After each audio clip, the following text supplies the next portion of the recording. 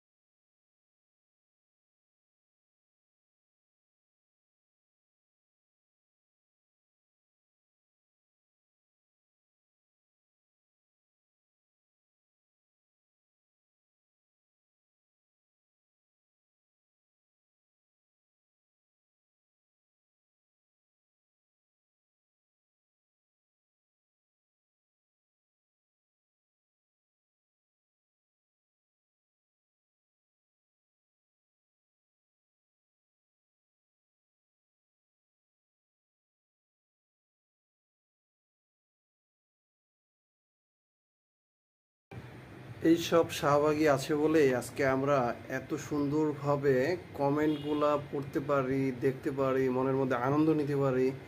কমেন্টগুলো দেখলেই কেমন জানি অন্যরকম একটা ফিলিংস আসে। সিনেমা দেখলেও মানুষ হয়তো এত মজা পায় না, কিন্তু এই কমেন্টসগুলা আসলেই খুব দুর্দান্ত একটা মানে শান্তি দেয়।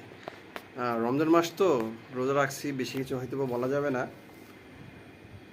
হোটেল ব্যবসা তাদের জন্য বন্ধ হয়ে গেছে, এই জন্য তারা এইভাবে পিছনে লাগছে।